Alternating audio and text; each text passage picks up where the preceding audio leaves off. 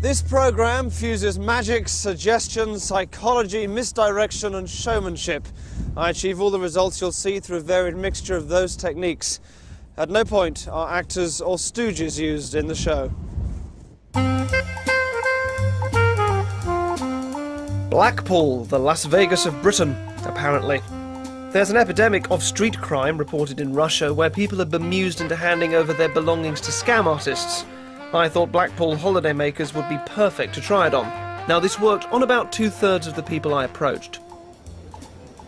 Excuse me, mate. Sorry, you don't know where the Pleasure Beach is, do you? Pleasure Beach. Is this whole area the Pleasure Beach, or...? No, just that end piece. It's straight down there, is it? Yeah. OK, you don't... Straight down here, down the prom. Excellent. You don't mind me asking, do you? No, OK, you're happy to give that to me, OK. Yeah, you're a holidaymaker. Absolutely, no, I don't know the area that well. Cheers, you haven't got the time, have you? No. Great. Can I just grab your wallet off you? Thanks. Can I just grab that from you? Thanks. Thank you ever so much. I'll take that. No, it's such a hot day, isn't it? All right, so straight down there, down the end and on the right. Yeah, that's right. All right, thank you very much. Just walk out there. All right, lovely. Thanks. Cheers. Thanks, mate.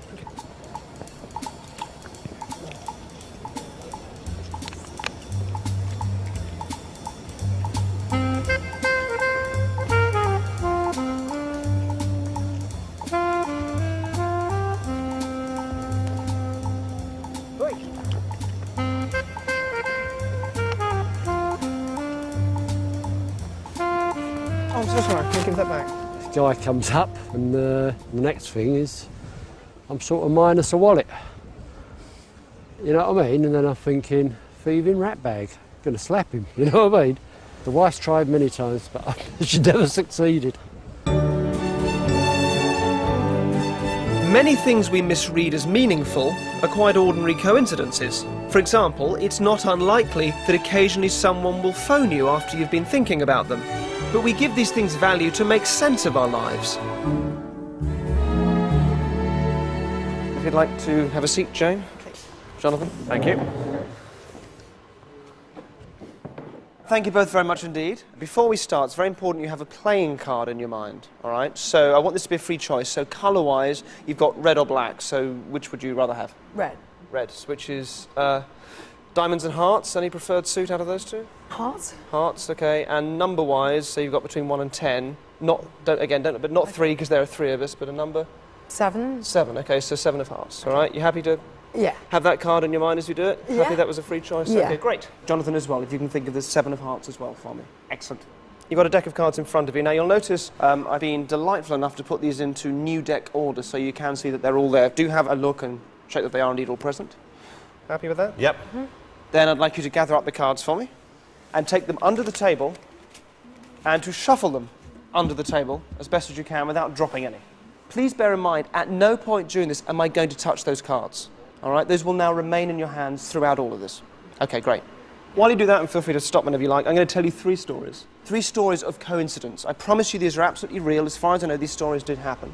Also, let me ask you, how long have you two been together for? 72 years. I think it's about 18 years. Is it 18 years? Yeah. It is that long? I'm doing it in dog years. The reason why I ask is that these stories also tie in with the idea of relationships and what goes on between people, all right? The first tale of coincidence, the first one of the 3, this was told to me by my flatmate, Stephen, who I live with in Bristol. And he'd been going out with a girl called Marie, and they were sitting on this park bench at a place called Brandon Hill in Bristol, looking up at a very starry sky. Marie said that she'd never seen a shooting star. So Stephen's like, well, we should wish for one, and they do. They're mucking around, but they wish for it out loud. And no sooner were those words out of their mouth than a big shooting star shot across the sky. And, you know, they're dumbfounded. You know, Stephen comes back and tells me this story, and he's almost in tears. And you think on the one hand, oh, that's amazing, and you love it, but on the, you're sort of also thinking in the back of your mind, well, yes, but aren't there shooting stars every 10 minutes, and you don't normally notice them? But you kind of don't want to say, well, it's just a coincidence, because it's coincidences like that that can absolutely make people fall in love that you could base a 10-year relationship on. I don't think for them it was. I think maybe he went down on her that night, but I don't think they ever saw each other again. But it's a lovely story. You've got the cards under the table. I'd like you to please reach in and pull out a card, turn it around, and put it back in so it goes in the wrong way. Does that make sense? Uh-huh. Yeah. So all the others are face up and one's going back in face down. Does that make sense? Have you done that? Yeah. Great, and then give them another little mix for me. The second story of coincidence, this is more amazing. It's absolutely true. Again, this was a guy who worked for a car repair service that we can't name, who was out in the middle of the night, and this is in the middle of nowhere, all right, fixes the car that he has to deal with, and is then walking back to his van. The car is now driven off, and he walks past a phone box, and the phone starts ringing in the box. So he's in the middle of nowhere, he goes in and answers and picks it up, and it's his wife. And she's saying, oh, can you remember to pick up some bread and some milk on the way home? And he says, well, yeah, okay, but how did you know to ring this number? And she says, no, I just rang your new mobile number. And he's like, no, you just rang a phone box in the middle of nowhere. And she said, no, I called. And she gets this bit of paper. And she realises she hasn't called his mobile number. What she's done, weirdly, she's got his payroll number written down, and she's called that number instead of his mobile number. And his payroll number just happened to be the number of a phone box, which also happened to be the same phone box he happened to be walking past at that time. It's amazing. And it really is difficult to dismiss that just as a coincidence, because it's easier somehow to believe, emotionally certainly, that people in some sort of relationship, when they're in love or together, maybe some communication goes on between them which the rest of us don't get in on somehow. All right. So you've got the cards under the table. You've got one card around the wrong way. Yep, one card around the wrong way. Please do give them another little mix so you know they're all shuffled. The third tale of coincidence, I'm not going to tell you, but I'm hoping that you'll be telling everybody this story tomorrow. The card that you've both been thinking of, it was the... Seven of Hearts. The Seven of Hearts, is that right? 7 of Hearts it was, yeah. We'll just bring the cards out from underneath, put them face up on the table. And if you just face up, that's right. Just, I don't want to touch them, just spread them out. You should each have a card face down. Just give them a good spread. Do you want to just find that card? There it is. Yeah. And if you just want to move that forward and move that forward for me. No, that's mine. Excellent. You want to turn that one over, James? Sure. Wow. Oh my God. Big moment. Come on. No. True love, you and me. No. That's extraordinary. Thank you very much. Thank you. A pleasure. Wow, fantastic. I'm so startled. I could not begin to imagine, and I can only assume that Derren has some sort of special Because normally the powers. card is forced on you in some way. When people, Yeah. they hold out the cards. I don't know how they do even that, but you know they force it on you in some way. The fact that the deck of cards never left my hands. Never under left the table, then under her hands. I don't know how he did it. I'm amazed. I don't understand. When I had to turn my card over, I still, up until the moment when I turned it, still didn't think it would be the Seven of Hearts. I kind of knew it probably would be, because I know how good Derren is. I don't know how he does it, but at the same time, every logical fibre of my being was saying it cannot possibly be the Seven of Hearts because you shuffled them. And the fact that we both completely had free will in turning in the card that we turned over, and you chose via free will. Probably a microchip in it. Yes, that's how he does it. It's covered in honey.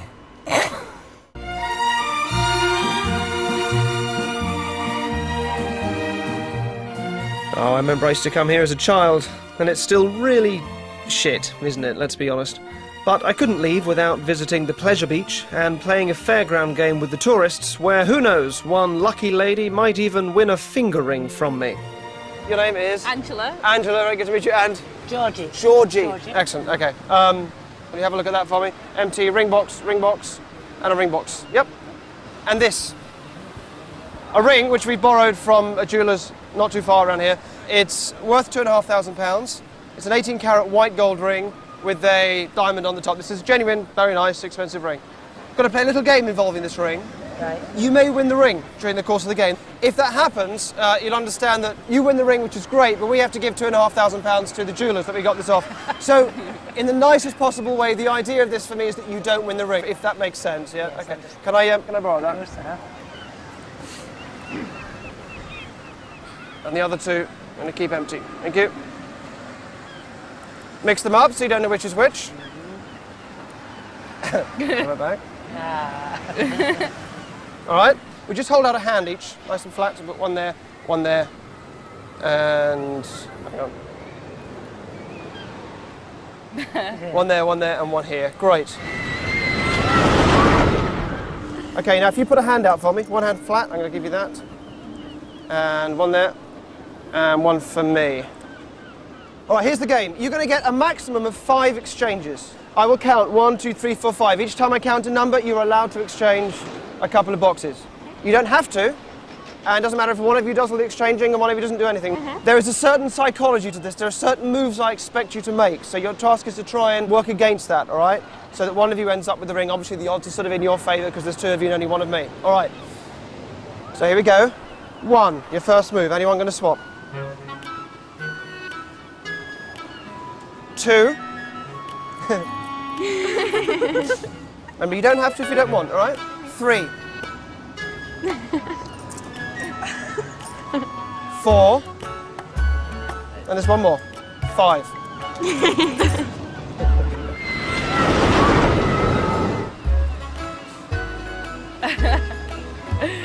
3. I'll stick. 4. I'll stick. 5. Sticking as you are? Yeah. All right, excellent, okay. Sophia, yes? Yes. Can you open your box? No ring, let's just show the camera. So that's 1 down. I'll put that away, I'll get rid of it, all right? No, I was telling. Before you look, I'm going to offer you a chance if you want to change your mind, okay? Okay. I wouldn't normally do this, I'll give you a clue. The clue is, you're wrong, it's in this one here. Okay. All right? That was your clue. You don't have to believe me, but let me explain. Probably by me saying it's over here, you wouldn't believe me. In fact, why would you believe me? Because why would I tell you where the ring is? Now that means I could say it's here just to make you want to stick with that one even more. So you might think I'm saying it's here just to catch you out and make you stick with that one. If you think I'm doing that, catch me out and go for this one, yeah? Okay. Or if you think I'm just being honest and telling you the truth, it's still there. Okay. Do you want to change? Yeah. You do want to change? Sure? Yeah. Okay, open the box. Can't believe you fell for that one. Excellent, fantastic. Let me get rid of that. Which of course leaves me with the ring. Thank you very much. I thought, is he like saying that so I give him the box, or is he saying that so I keep it? I don't know. And Sophie was going, keep it, keep it. Angela, yeah? Yeah. Open the box. Okay, nothing. I'm going to show the camera. All right, bad luck. Hang on a minute. Oh, sorry. Just talk this through now. I'm going to give you a chance to change your mind. Let me just point out, aside from whatever games I'm playing, mathematically, you've got twice as much chance of winning if you change at this point. I'll explain why, all right? You've got a 1 in 3 chance of that being the ring, which means you've always got a 2/3 chance of being wrong. You've always got a 2/3 chance that it's one of the others, all right? So we know it's not that one. It actually means you've got a 2/3 chance of it being this one here. It is counterintuitive, but it is true. You're going to stick or are you going to change your mind? You're trying to change my mind. What do you want to do? I'll stick. You're going to stick? Yeah. Are you sure? Positive. Open the box. Obviously, I wouldn't have told you all that if I'd have wanted you to change. Excellent. Well done, You got well that? done. Great, okay. Thank you. Which, of course, Yes. means that I end up with the ring, but thank you so much. I was convinced I had it.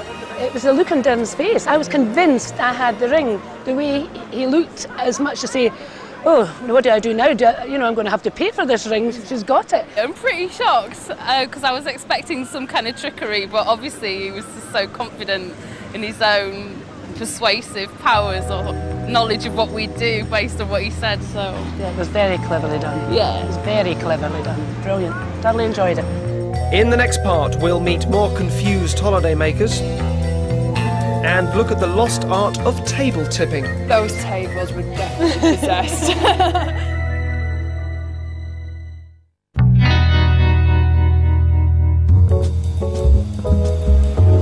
Excuse me, do you know which way the actual pleasure beach is, the fun fair? The pleasure beach. I'm not really from round here. I think if you're for the main one, if you follow down, just go down this road here. Yeah. Keep going, and it's on your left-hand side. So it's basically it is down there. Yeah. 'Cause that's the tower, isn't it? But it's you don't mind me asking, do you? No. No, you're happy to give that to me. Okay, so it's down there. No. Great. All right. Sorry about that. Cheers. Thanks ever so much. Yeah, great. So it's just down that way. Can you just grab that just for a second? Can I just grab your watch and then you've got a phone on you as well. That'd be terrific. Can I just grab your thanks. I'll take that off. Lovely. Cheers. I'll just grab your phone as well and your house keys. Thank you. Thank you very much. All right, so it's just literally just down there. Yeah. Lovely. I'll grab that. So it's straight down there and. Keep going on your left-hand side as you go further down the road there. All right, lovely. Thanks ever so much. Cheers, mate. Thanks. Thank you. You're fine. Thank you.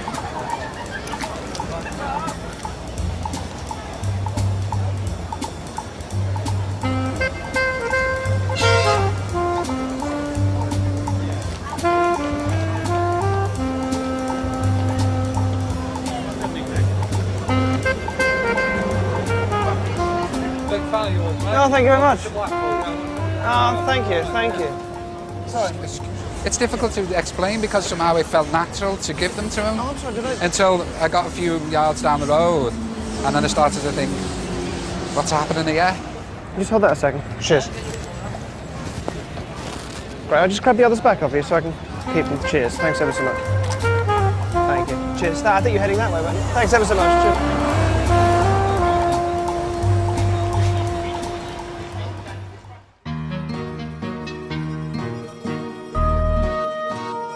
The Winter Garden Ballroom was built in the late 19th century, and it sits amongst Blackpool's lights and faded glamour.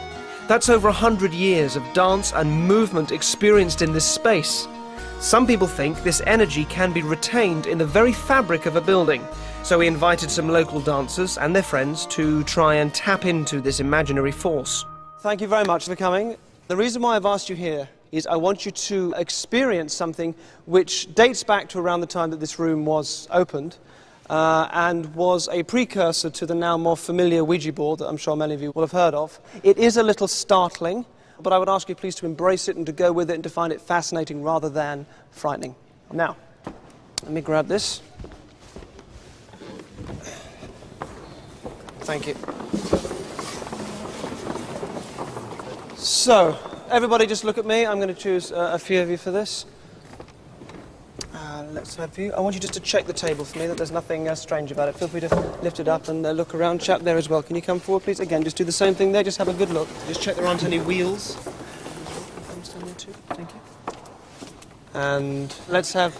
Yes, you, if you can stand there. 1, 2, 3, 4, and 5. I want you to come forward. Great. What's your name? Sarah. Sarah? Sarah. Shh. Yeah, you'd be great. Thank you. All right, let me explain what I want you to do. First thing I'd like is for everybody else to form a circle around me, all right? It's a wide circle, so give these guys here some space. Just form a circle right the way around me. Quick as you can, please. All right, in a moment, I'm going to ask you guys here to place your hands on the table, all right? Fingers and thumbs, everything in contact on top, all right? Now, you've had a look at the table, you're happy that's just an ordinary table, and I haven't prearranged anything with you. No, none of you are actors or stooges. The same for all of you. Nothing's been prearranged with any of you, correct? All right, the rest of you. I need you to put your hands by your sides and just relax, and I want you all to take a deep breath in. And then let it out. And I want you all to look at the table. I want you to imagine, as you look at it now, I want you to get a sense of a life force, all right? An energy, a power, whatever you want to call it, that you create as you look there at the table. I want you to push that energy across the room from where you're standing into the table. Imbue it with that life force, give it that life force. This is one of a handful of places, this room, where this phenomenon can occur. But you must concentrate. And I want you to place your hands on the table as I showed you now. Do that now. Place your hands on the table. Now you don't need to press, just a gentle laying of the hands there on the table. Good. Now you can relax your breathing as you focus on the table. As you notice the life force in the table, it will start to move. This is strange. When it happens, you're just going to go with it. Everybody else just focusing on the center of the table too.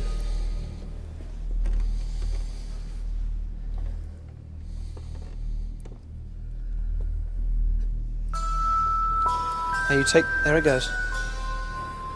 Whatever you do, you don't push it, you just let it move, you let it do what it wants to do. Just keep with it, just keep following it.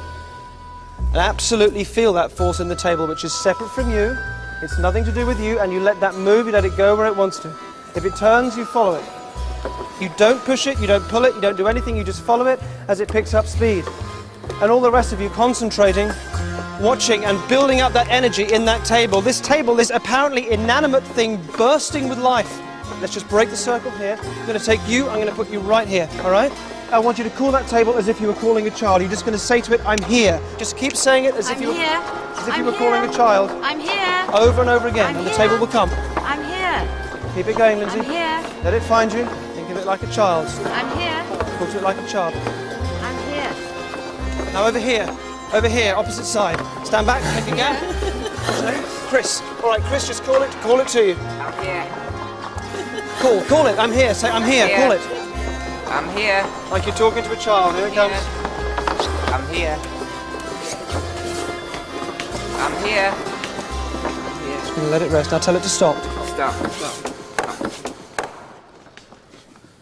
Okay, you can let go for me. Oh, God. You all right? Let me just verify before we go any further. None of you were pushing, correct? No. Nobody was pushing? No. If you were, say so. Be honest. No. All right. Everybody else, now you want to all grab a table. There are some around the side here. 4 people to a table. If you all want to grab one and arrange the tables in a circle. Excellent. Do you want to come put that one here for me? All of you just take a moment.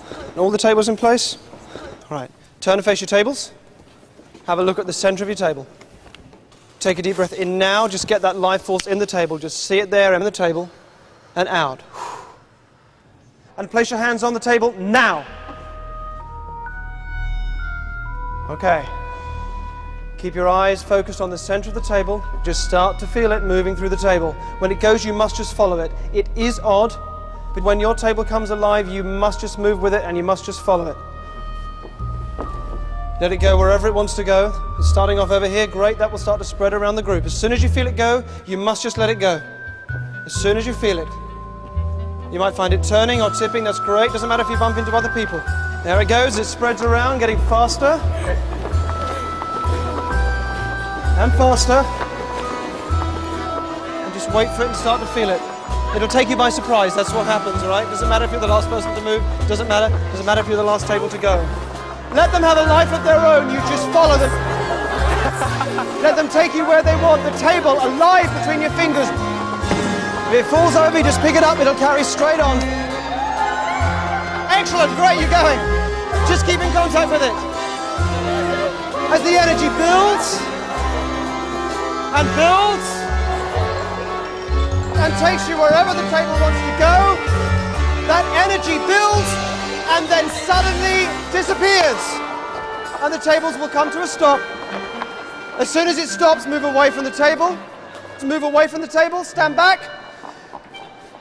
And then give yourselves a huge round of applause. That was fantastic. Those tables were definitely possessed. That's the only way you can describe it. 1 minute they were dead, the next minute they were off. When Derren was doing it with like the people in the middle and we were looking at the table, it's like, oh yeah, them people can do it. You know, he just chose them out, but then we all did it. It was phenomenal. Actually, our fingers were just touching the tables, and then all of a sudden it just started to move. We went, whoa. Wherever the table went, we were just being pulled with it. Oh, I've never felt anything like it. It was really bizarre. I could feel my whole body shaking. It was an indescribable feeling. I was like, oh! Do you know which way the pleasure beach is? Is it down that end? It's down that way. It's right down that way. The very end. So is it? Sorry, can you grab that for a second? Can I grab your wallet or something off you? You got a wallet on you? No. Oh, keys? Nothing. Okay. So it's literally just down that end, and it's the big Ferris wheel, isn't it? It's just down there. Just follow it straight. So you just keep missing. All right. Walk all the way to the bottom. All right. You'll see it be all lit up. All right. Cheers. Thank you.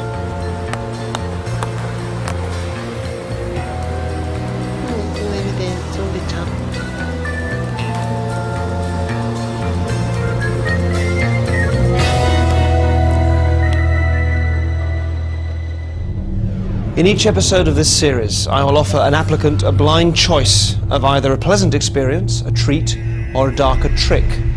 They won't know which one they've chosen, and they may not know how or when it will happen to them. All the applicants responded to advertisements. These are the 6 people that I've selected. They just don't know it yet. Welcome to Trick or Treat.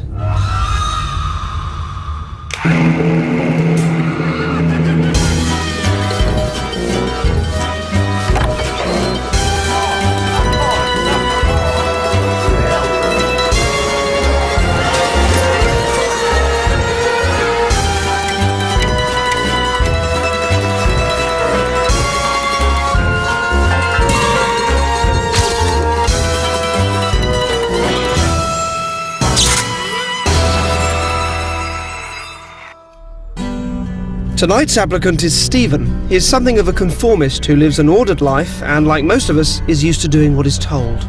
Using coercion and suggestion, we're going to look at the fine line between sanity and insanity and let Stephen step for a brief while over that line. And his journey to madness starts in this black cab. After having dinner in North London, Stephen has called this taxi to take him to a nearby underground station. Whereabouts are you going to, mate? However, the driver is an actor who has been briefed to ignore Stephen and drive 10 miles in the opposite direction towards this alleyway. There he'll find more actors who have been briefed to unnerve him and test his reaction to people outside of his normal and safe world. Hello? Excuse me, where are you going? All of the windows are sealed shut and the doors are locked. No. Can you stop the car, please? If you don't talk to me, I'm going to call the police. Although we have complete control of the taxi, we didn't count on him calling the police. Please, please.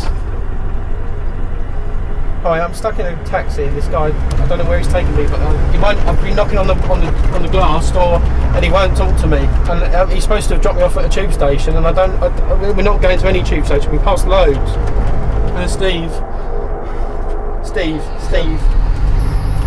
Oh, there's a thing on the window where the driver is, and it says, "Is the number of this cab?" So it looks like the number's been removed. There's nothing there. There's nothing there. Nothing. Absolutely nothing. Nothing. No, I don't know where I am. This is really, really not good. He's taking me somewhere, isn't he? This is an emergency. Oh God. Take me down a dark alley. Fucking hell, where are we going? Where the fucking hell is he taking me?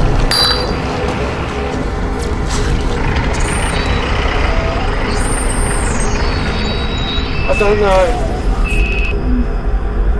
What the hell is going on? Oh my God. Fucking hell. What is... There's loads of nutcases outside. Fuck. There's loads of weirdos outside. Shit. What's going on? Oh my God, I know what's going on. It's Derren Brown. Oh. Hello. I'm on the phone to the police at the moment. Do you want to hang up? They want to speak to someone. Hello? Yeah, I'm of course. No, it's very embarrassing and I'm sorry. Take care, cheers.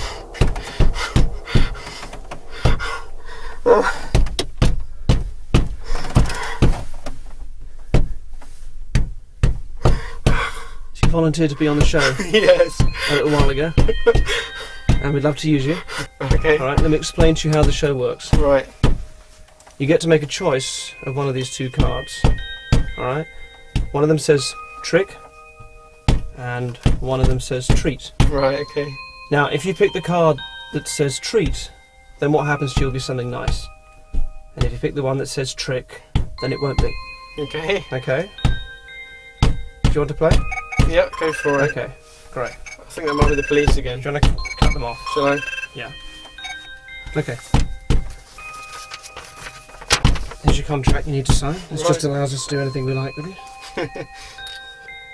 What's your name at the bottom? Right. Oh. Thank you very much. One man's sanity is another man's insanity. One man's treat is another man's trick. So you're going to choose one of these two cards.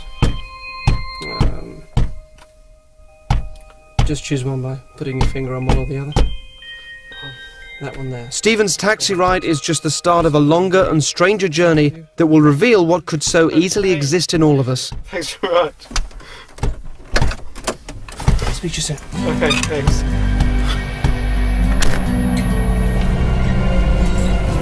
More of Stephen's story later.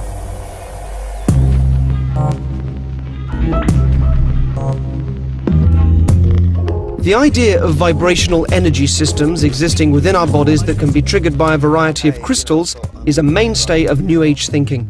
Do you believe in, or what are your thoughts on crystal energy, crystal healing power, that kind of thing? What are your kind of thoughts on that? I'm kind of open on it. It wouldn't be my natural inclination. But you clearly are sort of, in your heart, quite sceptical about it as a... It would never have been my port of call, no. I sort of don't believe in it, or certainly don't believe in a lot of it. But I think, like a lot of these things, there are little nuggets of truth in it that have sort of got blown out of proportion and exaggerated. And with crystals and so on, what it's based on is the scientific fact, if you like, that we are all molecular beings. We're all made of molecules which vibrate. Crystals also vibrate, and they vibrate at different and discrete frequencies, and sometimes those frequencies will work in harmony with or against other things that are vibrating, like us, for example. And you get people that can't wear quartz watches, and it's because their own vibration, if you like, is sort of overwhelming this tiny bit of quartz, which is too close to their own vibration, or working against it somehow, and their watch consistently stops. But what's interesting about it is that you can use it the other way. If you take a larger piece of quartz, you can use it to override or interfere with the person's own kind of energy flow, if you want to use that word. So look, I'll show you this because it's really interesting. Take your 2 fingers, like that, as if, and just lift up the mug. Perfect, and put it back down again. So it's relatively comfortable. Slightly odd angle, maybe. Yeah, fairly that was all right. All right, okay, good. So, I want you to do the same thing, but I'm going to put one of these on the back of your hand, so you might need to just sort of try and get the back of your hand flat. That's it, perfect. Okay. Okay, so just keep that on the table for now. Yeah. Okay. Yeah. Now the other aspect, what I think makes these things work, especially when you start getting into the healing end, is people's expectation that something's going to happen, and you kind of create that yourself. Yeah. So that psychological aspect of it is important. I want you to look at the quartz, and you listen to me, and just imagine that hand becoming weaker and weaker. And as you do that, as you keep focusing on the quartz, genuinely try and lift the mug, while at the same time you focus on that kind of energy sapping out of your hand.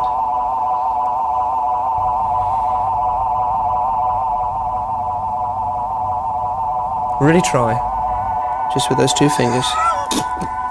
Go on, just try. Really heavy, but keep... What's happening as you're trying? Ridiculous, man. That's okay.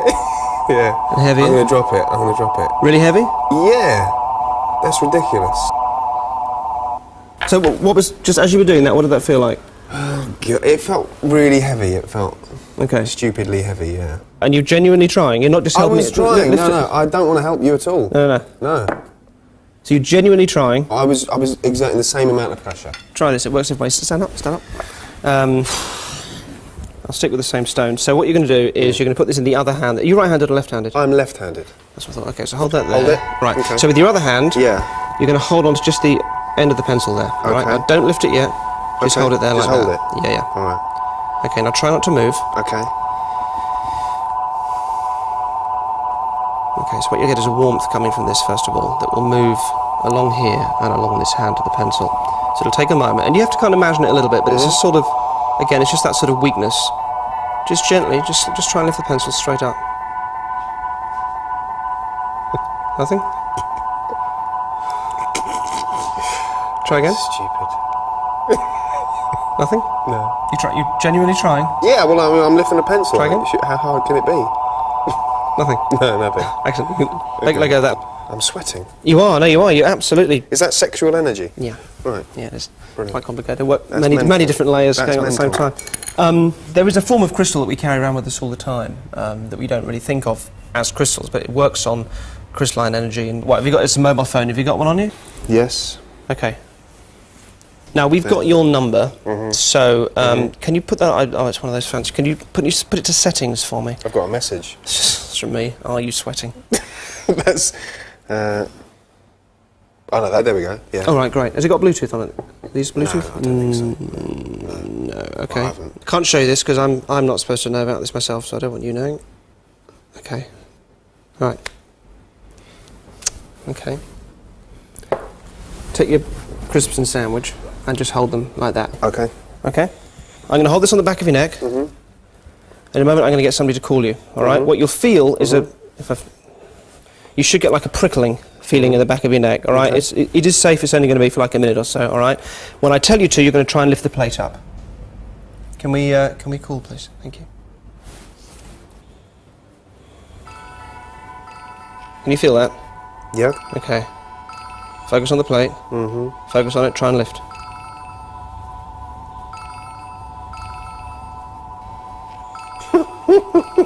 Fuck off. Try and lift it.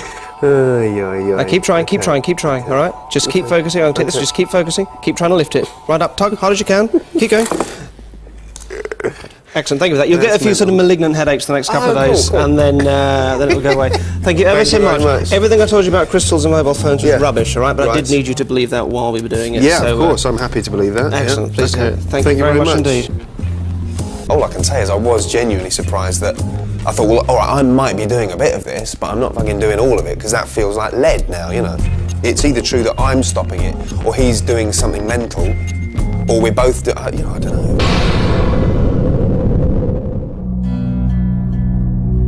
Stephen received a phone call telling him to be at Trafalgar Square at midday. His ordeal in the taxi will have already placed him in a state of paranoia, so it should take only a few extra pushes from me to take him from a balanced lifestyle to temporary lunacy.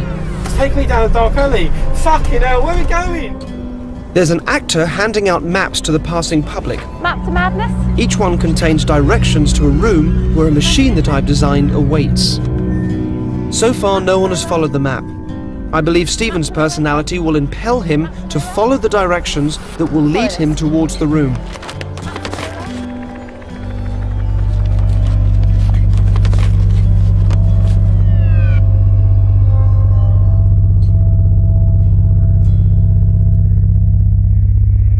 The process requires him to be fully alert, so I've arranged for his journey to be unsettling. Mate, can you spare some change, please? Sorry. Please, I'm in for a week. Come on, man, please. Sorry.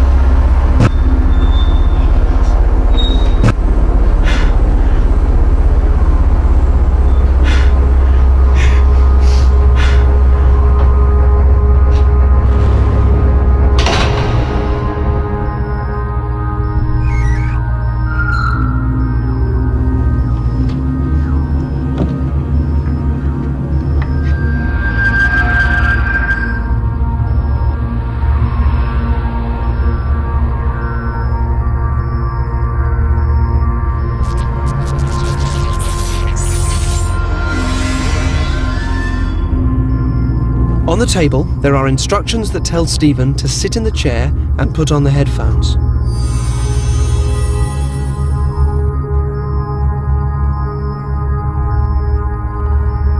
This reprocessing technique is the final trigger in sending Stephen temporarily insane.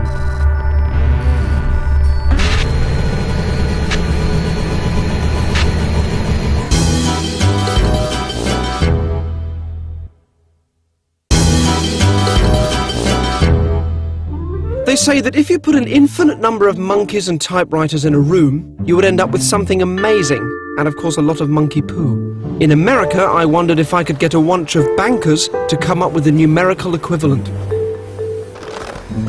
Thank you very much for coming out and doing this.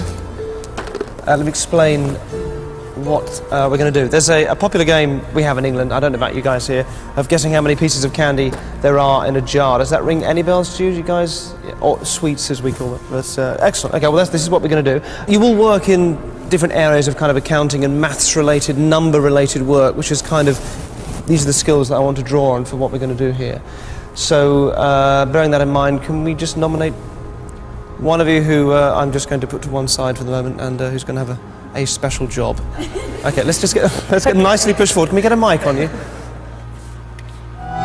Let me explain what your role is here. There's a board and sort of easel just over there. You're going to be writing down people's estimates. The reason why we're doing it like this is that if any of you see or hear what other people are choosing before you, it does tend to influence you, and it makes you sort of gear your own estimations towards what other people have said prior to you. So please do so quietly and don't come back and discuss your figures with anybody else. Amy, you also get to go first, all right? So you please come and have a look at the jar. Take a moment and have your guess. When you've got a number in your head, just let me know if you've got something. Yes. Great. If you head over here for me then. This will be our writing area. You take the pen, put your own number at the top. Okay. You'll be person number one. Okay. Great, fantastic. Let's go with the lady there in the middle. Great, and off you go. And somebody else step forward, thank you.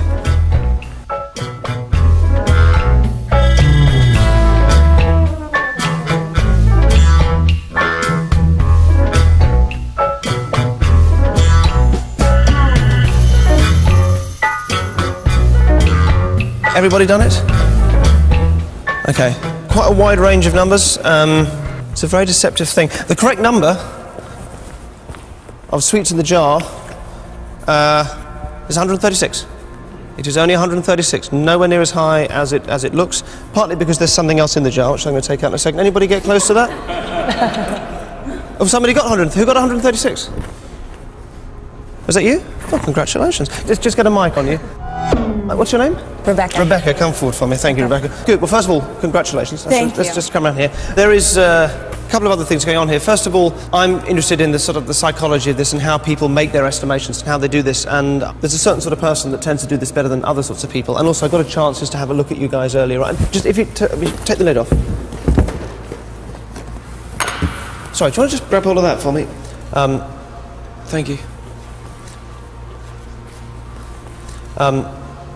If you reach inside there, and just you need to reach in the sweets a bit and pull out. There's a sort of a scroll.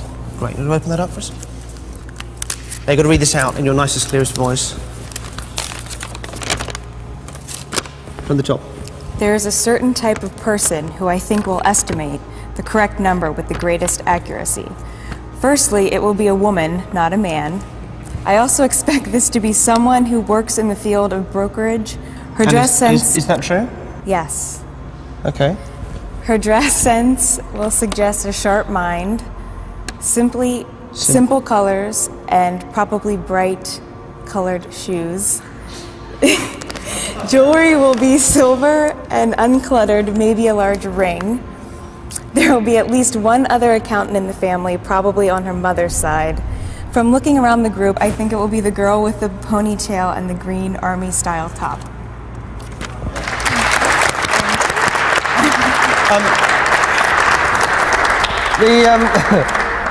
Are those things right?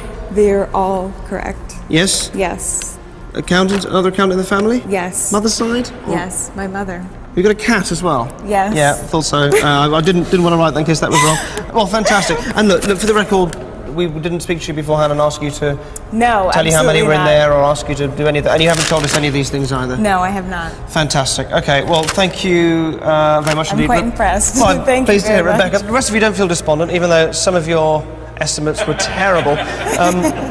There's another side to this which interests me, which is for those of you that, well, actually, taking all of you as a group, aside from one person who got it spot on, which I wasn't imagining you'd get it dead on, but you did, which is sensational. Could you just bring the board back over? Let me get you a calculator. You're going to need this. Thank you. Thank you very much. All right, so we're going to take what you, as an overall group, would have done if you were one entity. If we saw you as one entity, what estimate you would have come up with. So we're going to take the mean of the numbers that you've got. So if you take the calculator there for me, you're going to add up all of those numbers and tell us the grand total.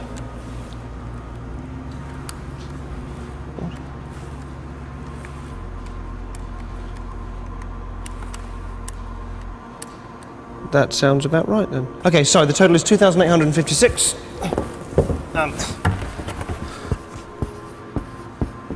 And there are 21 people here, so do you want to divide that number by 21? So we'll end up with the mean of the group. 136. 136, which is what you got.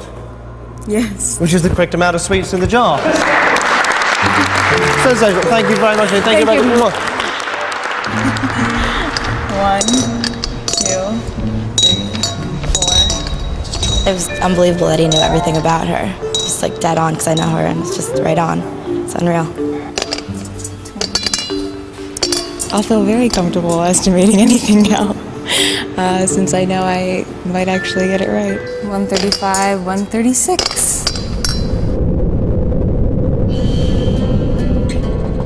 Stephen's voyage into the unknown started when he was kidnapped in a taxi. If you don't talk to me, I will call the police. Then there was an irrelevant choice with only one outcome. 2 weeks later, he received instructions to go to Trafalgar Square. A map and his curiosity have led him to this room in an old theatre.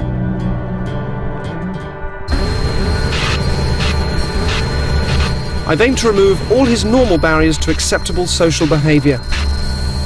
Its effect is only temporary and is perfectly safe, but it is nonetheless very powerful.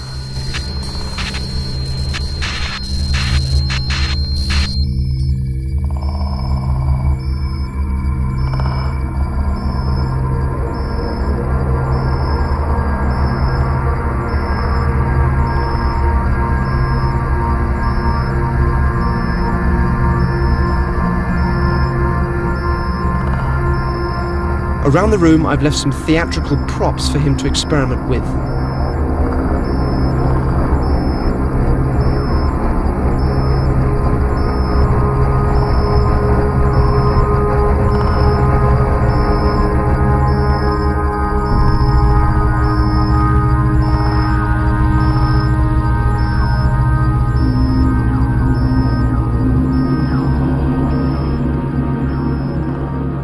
The general public are about to experience Stephen's temporary lunacy.